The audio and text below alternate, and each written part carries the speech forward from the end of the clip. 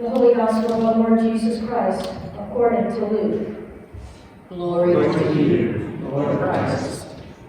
When some were speaking about the temple, how it was adorned with beautiful stones and gifts dedicated to God, Jesus said, "As for these things that you see, the days will come when not one stone will be left upon another. All will be thrown down." They asked him, "Teacher, when will this be? And what will be the sign that this is about to take place?" And he said, "Beware that you are not led astray, for many will come in my name and say, 'I am he,' and the time is near. Do not go after them. When you hear of wars and insurrections, do not be terrified, for these things must take place first, but the end will not follow immediately." Then he said to them, "Nation will rise against nation, and kingdom against kingdom. There will be great earthquakes, and in various places famines and plagues, and there will be dreadful portents and great signs from heaven. But before all of this, they will arrest you and persecute you. They will hand you over to synagogues and prisons, and you will be brought before kings and governors because of my name. This will give you an opportunity to testify.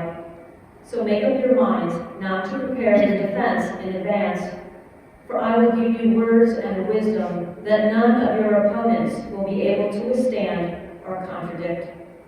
You will be betrayed even by parents and brothers, by relatives and friends, and they will put some of you to death. You will be hated by all because of my name, but not a hair of your head will perish. By your endurance, you will gain your souls." The Gospel of the Lord. Praise to you, Lord Christ.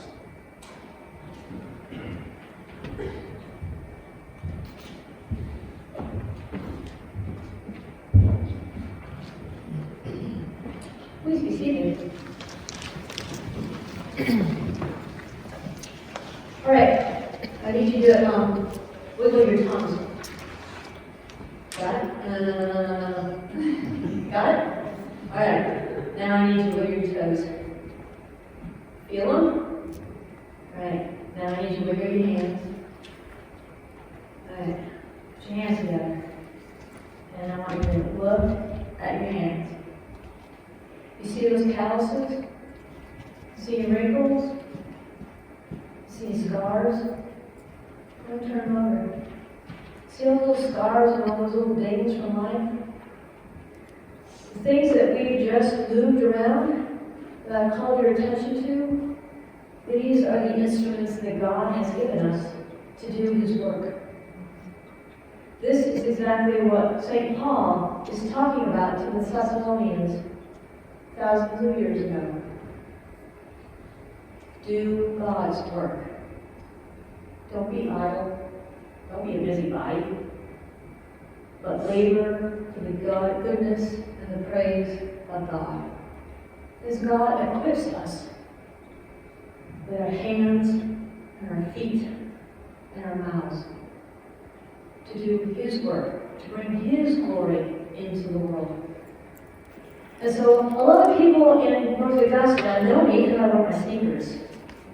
Right? I'm known as the cool priest because I wear chucks. Do you all remember why I wear chucks? I preached a sermon about 2 years ago now, I guess, about how Christians are not nouns. Christians are verbs.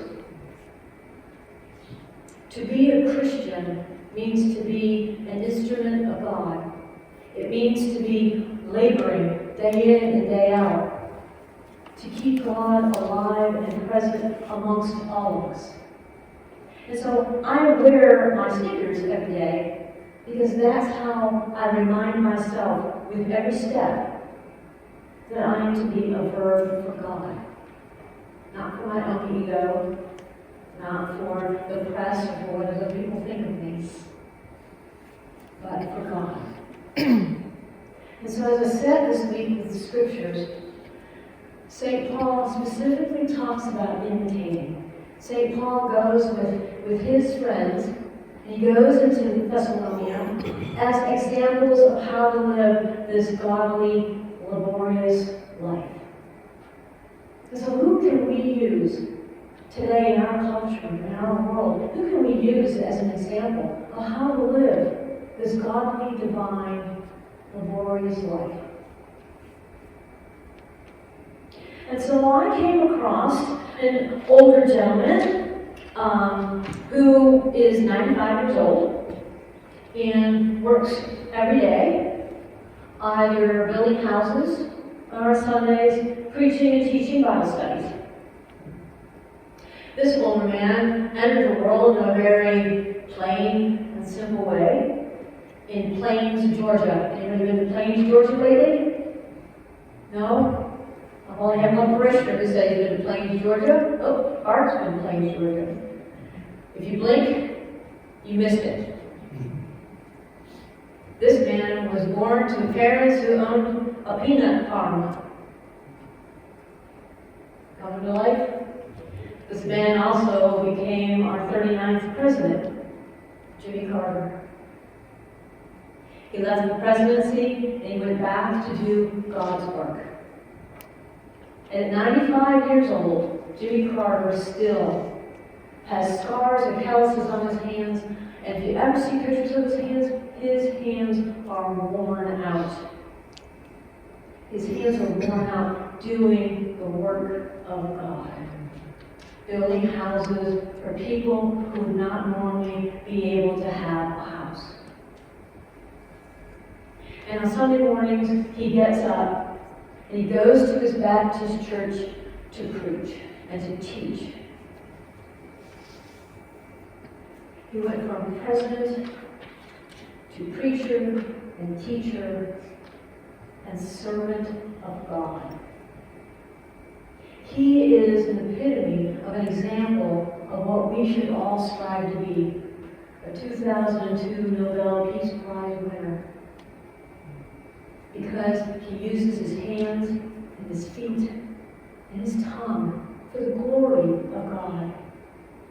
He uses these elements of his body to bring hope to others, to bring peace to others, to remind everyone that surrounds him that they are loved by God. They are not forgotten. Even though they may feel forgotten by society, they're not forgotten by God. That is what it means to be a verb. That's what it means to be a Christian. Our words and our actions speak volumes. So much so that when you see somebody, you shouldn't have to ask, are you a Christian? You shouldn't have to wear a cross to identify what you are, because your actions and your words speak volumes. With every step, with every touch, with every word, we should be sharing the love and the gift of the divine Creator.